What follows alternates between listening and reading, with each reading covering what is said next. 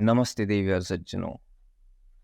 तो जैसे कि हमने देखा, इलास्टिक सर्च एक सर्च इंजन है। It's a full text search engine developed by elastic company. और इसके स्टैक को ईएल के स्टैक बोलते हैं। ई फॉर इलास्टिक सर्च जो कि एक सर्च इंजन है।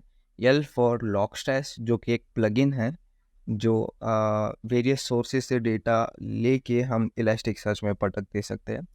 के फॉर किबाना, इट्स अ डैशबोर्ड जो इलास्टिक सर्च का डेटा है उसको एनालाइज करने में हेल्प करता है। तो अभी हम देखेंगे इलास्टिक सर्च डेटा कैसे स्टोर करता है। तो मान लो आपका एक टेबल है इन्फो जो आरडी रिलेशनल डेटाबेस में स्टोर्ड है और इसके दो कॉलम्स है, डॉक आईडी और डिस्क्रिप्शन। तो जनरली ऐसे स्टोर होता है राइट इन रिलेशनल डेटाबेस। लेकिन इलास्टिक सर्च में ये जेसन फॉर्मेट में स्टोर होता है। तो first document stored as this, second ये वाला, थर्ड ये वाला। और जो एक्चुअल डेटा है वो अंडरस्कोर सोर्स के अंदर प्रेजेंट रहेगा। तो फिर आप देख सकते हो डॉक आईडी वन के लिए welcome to search tag, doc ID one के लिए description welcome to search tag. और ये ऊपर वाला जो अंडरस्कोर इंडेक्स है, अंडरस्कोर टाइप वगैरह और दो तीन आएंगे एक्सेट्रा, लाइक हिट्स स्कोर। ये क्या है? ये मेटा डेटा है। मेटा डेटा क्या करेंगे इलास्टिक सर्च को? ये इलास्टिक सर्च की डॉक्यूमेंट, ये जो सोर्स है ना, ये आइडेंटिफाई करने में हेल्प करेगा कि ये कौन से इंडेक्स को बिलोंग करता है। और एक चीज़, जैसे कि हमारा टेबल रहता है ना एसक्यूएल में, ये इलास्टिक सर्च सोलार के अंदर इसी टेबल को इंडेक्स बोलते हैं। तो यहाँ देख देख सकते हो कि underscore index it bill this source with this data present in it, it belongs to info. तो ऐसे आइडेंटिफाई कर पाता है इलास्टिक सर्च। ऐसे रैंडमली स्टोर करता है डेटा। और ये जो ऊपर का मेटा डेटा है, मान लो अगर और एक टेबल है हमारा इन्फो 2 करके, उसका भी अगर तुम इंडेक्स करोगे तो इधर कहाँ तो रैंडमली स्टोर होगा वो। तो इलास्टिक सर्च को ये मेटा डेटा है ना, ये हेल्प करेगा to identify which document belongs to which index. Okay, तो अभी हम देखेंगे व्हाट इज नोड। मान लो मेरे पास एक विंडोज़ मशीन है, उसमें मैंने इलास्टिक सर्च स्टार्ट कर दिया और अभी वो अप एंड रनिंग है, बहुत कड़ाक एकदम चल रहा है। तो उसको क्या बोलेंगे हम? एक नोड बोलेंगे। नोड मतलब क्या है? इलास्टिक सर्च का एक सर्वर इंस्टेंस जो कि रनिंग है, उसको ही हम नोड बोलेंगे। ठीक है।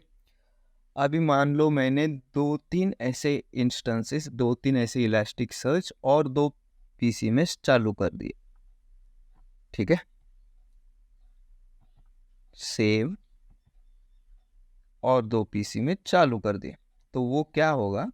एक क्लस्टर बन जाएगा। मैंने नोड 2 और नोड 3 उसको नाम दे दिया और इलास्टिक सर्च स्टार्ट कर दिया, तो इसको बोलते क्लस्टर। तो cluster is nothing but it's a group of nodes जो सिमिलर टास्क पे काम करेगा।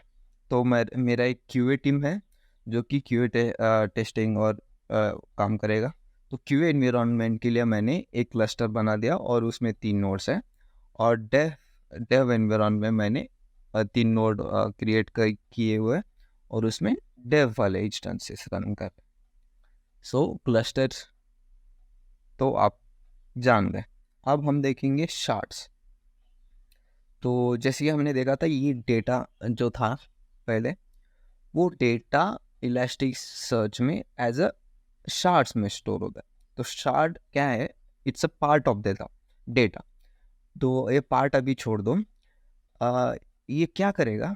डेटा शार्ट्स में स्टोर करेगा। थोड़े अभी मैंने दो शार्ट्स क्रिएट किए हुए हैं। ये शार्ट्स का जो कॉन्फ़िगरेशन है क्रिएशन, ये इंडेक्स जब हम क्रिएट करते टाइम बोल देते हैं कि दो शार्ट्स बनाओ। तो मान लो अभी इन्फो जो हमारा इंडेक्स था उसके लिए मैंने दो शार्ट्स क्रिएट किए हुए हैं। तो ये क्या करेगा? रैंडमली डेटा डिस्ट्रीब्यूट करेगा इन दो शार्ट्स में। तो जैसे कि आप देख रहे हो, डॉक आईडी 1 एंड 2 पहले दो रिकॉर्ड शार्ट्स 1 में है और थर्ड शार्ट 2 में। तो ये कब यूज़ होगा शार्डिंग? जब हमारा डेटा स्मॉल है उसमें तो यूज़ नहीं होगा, लेकिन जब हमारा डेटा मिलियंस और बिलियंस में जाएगा तब ये शार्डिंग यूज़ होगा। ये क्या करेगा? क्वेरिंग और इंडेक्सिंग फास्टर करेगा, ऑब्वियसली, राइट? तो मान लो हमारे पास 1 मिलियन रिकॉर्ड्स है, तो 500,000 इधर होंगे और 500,000 शार्ड 2 में होंगे। जब कभी भी मैं क्वेरी करूँगा वेलकम टू सर्च टेकी के लिए, 2 क्वेरी जनरेट होंगे, दोनों शार्ट्स में जाएंगे एंड अभी उनको सिर्फ 500,000 रिकॉर्ड्स को क्वेरी करना है एट अ टाइम, इधर 500,000 और इधर 500,000। So obviously the query time will reduce drastically, correct? तो इसमें यूज होता है, ठीक है। उसके बाद हम देखेंगे रेप्लिका। रेप्लिका क्या है? Copy of shards. अभी मान लो किसी कारण इस शार्ड 1 का ब्रेकअप हो गया और ये बैठा है दुख में और एक कुछ काम नहीं कर पा रहा, और हमारे यूज़र क्वेरी करते जा रहा है, फ्रेंड कॉल लगाते जा रहा, तो क्या होगा? ये शार्ड तो डाउन है अभी, तो हमको एरर आएगा कि shard is down and unable, वो कुछ एक्सेप्शंस आ जाएंगे, एरर। तो इसीलिए ये क्या करेगा? रेप्लिका एज अ बैकअप, हमारा जो दोस्त होता है वो बैकअप रहेगा कोई किसी चीज़ के लिए। हाँ भाई, ये तो एक चीज़ सपोर्ट करेगा। तो कोई भी क्वेरी क्या होगी? इस पे आएगी, रेप्लिका पे, and it will serve the purpose. तो ये क्या है? एक बैकअप जैसा काम करेगा। जब तक ये अपने दुख दर्द से उबर नहीं जाता, सॉरी, बैकअप हो नहीं जाता, तब तक रेप्लिका क्या करेगा? ट्रैफिक सर्व करेगा।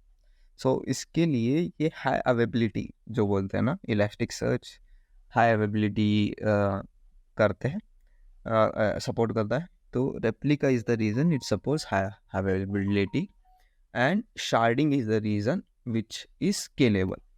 तो हम ऐसे बहुत से शार्ड्स क्रिएट कर सकते हैं which makes elastic search scalable. तो आज के लिए इतना ही, मिलेंगे नेक्स्ट वीडियो में। धन्यवाद।